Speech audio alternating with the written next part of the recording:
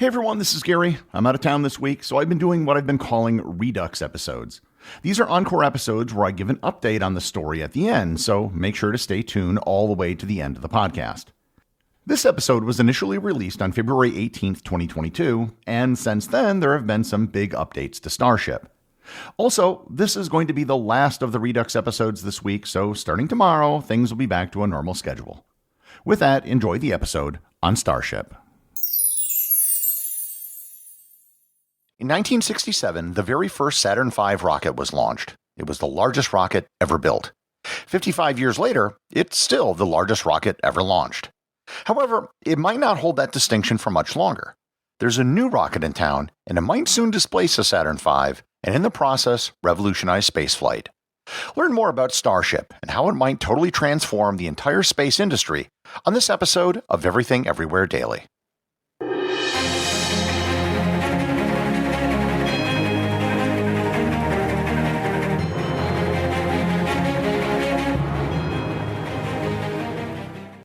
This episode is sponsored by newspapers.com, your passport to untold stories and hidden histories. As the largest online newspaper archive, newspapers.com offers an incredible journey through time, with papers dating back to 1690. Imagine exploring the news, events, and everyday moments that shape the history of the world around us. Newspapers.com puts over 900 million pages at your fingertips, offering a front row seat to the past.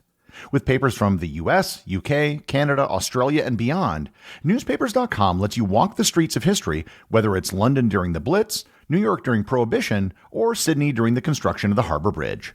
For listeners of this episode, newspapers.com is extending a special offer. Use code EVERYTHINGEVERYWHERE and enjoy a 20% discount on a subscription. That's Everything Everywhere at newspapers.com. It's the perfect way to unlock the world of history. TIAA is on a mission. Why? Because 54% of Black Americans don't have enough savings to retire. So in collaboration with big-name artists like Wyclef Jean, TIAA released Paper Right, new music inspiring a new financial future. With 100% of streaming sales going to a nonprofit that teaches students how to invest. Stream Paper Right now and help close the gap.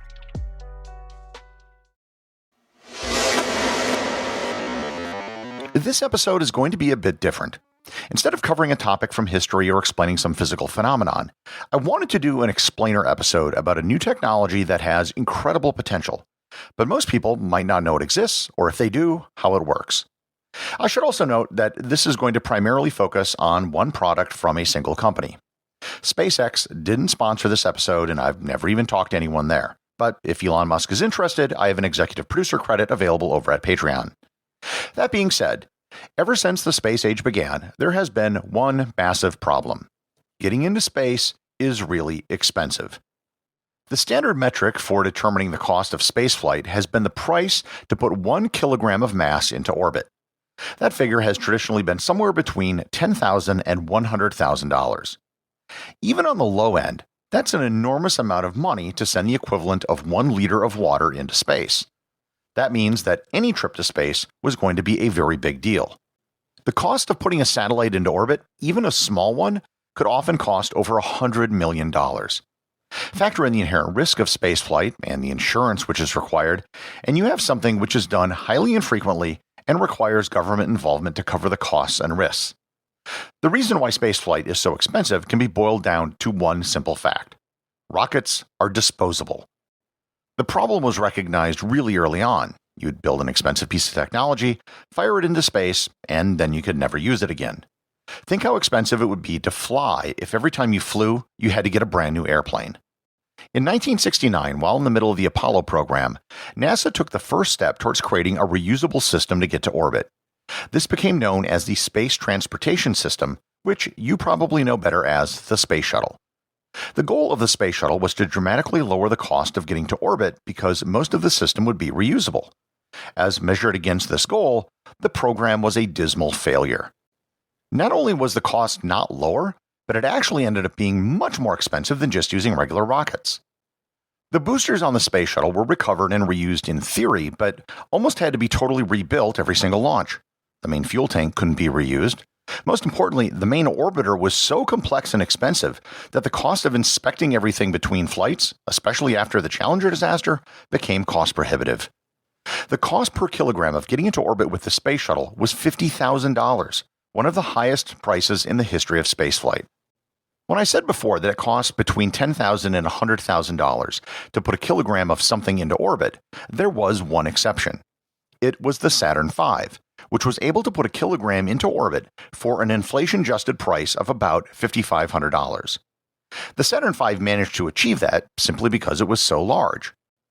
The problem was every Saturn V launch would cost $1.2 billion in inflation-adjusted dollars. The holy grail of orbital transportation would be something called a single stage-to-orbit vehicle. If you've ever seen the movie 2001: A Space Odyssey, in that there is an airplane that just flies into orbit and back to Earth, just like a regular airplane flies from point A to point B. In pretty much every science fiction movie, there's some ship that can just fly directly into space. While that's the dream, we don't really have anything right now which can come close to doing that. There are a host of engineering problems that would need to be overcome to achieve it, including how you can travel that fast without a booster rocket and how you would return to the Earth's atmosphere. The next best thing would be a two-stage rocket, which could be reused. One of the big questions would be how do you recover the booster stage? The easy solution is to just let it fall into the ocean with a parachute and then recover it out of the water. While this can work, it's a pretty inelegant solution. Falling into the water can damage it, preventing it from being reused, salt water can be corrosive, and it just takes more time and money to turn the rocket around if you do it this way. The ideal solution would be a rocket stage that could do a vertical landing. Experiments had been done attempting this since the early 1960s, and this was ultimately what was used for the lunar lander during the Apollo missions. However, it proved very difficult to actually achieve on Earth. Landing a rocket isn't like landing an aircraft. The slightest problem with thrust or maneuvering can cause it to roll over and crash. Most private rocket companies in the 21st century have been pursuing vertical landings. The company which managed to successfully solve the problem was SpaceX. Their Falcon 9 rockets have a reusable booster stage that can land back on a landing pad or on a barge in the ocean. For several years, their Falcon 9 launches just had the booster stage land in the water. But in 2015, for the first time, they managed to have the booster land on a landing pad. Since then, they have had a 90% success rate in booster recovery, with one booster having been reused 11 times so far. The Falcon 9 has radically lowered the cost of getting to orbit by about a factor of 4. It can now launch payloads at $2,600 per kilogram. A variant of the Falcon 9 called the Falcon Heavy uses 2 additional boosters, both of which can be recovered, and due to the increase in scale, it can launch payloads into orbit for as little as $1,500 a kilogram. It's hard to stress just how much the Falcon rockets have disrupted the space industry. There's no government or private company on Earth which can come close to their price point. And the thing is, on top of that, because they have developed a cheap system that can be turned around quickly, they now have more experience and data about rocket launches than anyone else in the world, even NASA. They have literally had more orbital launches in the last 10 years than the rest of the world combined. However, as good as the Falcon line of rockets has been, it's far from perfect. The lower stage is reusable, but the upper stage is not. To achieve the goal of a fully reusable rocket, SpaceX is currently working on something called Starship. Starship would not only be the first fully reusable orbital delivery system in history, but also the largest. In addition to reusability, it would have the efficiencies of scale that the Saturn V and the Falcon Heavy demonstrated. The stated goal is to get the operating costs of a single launch down to $2 million, and given its payload capacity, it would mean a cost to orbit on a fully full flight of just $30 per kilogram.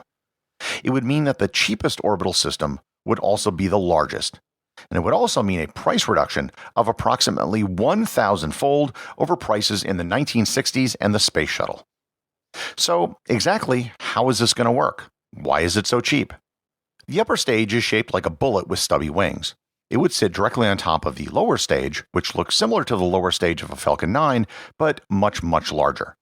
Together, both stages would be over 400 feet tall on the launch pad.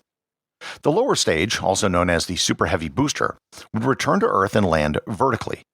The major difference between it and the Falcon 9 booster is that it would land at the exact same spot where it took off, and that would dramatically reduce the turnaround time for launching the next rocket. The upper stage is perhaps the real innovation. It is also, confusingly, just called Starship. Originally designed to be made out of carbon fiber, this was changed a few years ago and it's now made out of stainless steel. Stainless steel is heavier, but it's also cheaper and easier to manufacture. There have already been several tests of the upper stage, and they finally made a successful landing after launching it to a height of 12 kilometers after several spectacular crashes. When it re-enters the atmosphere, it will come in at an angle to reduce velocity. A heat shield on one side will absorb most of the friction.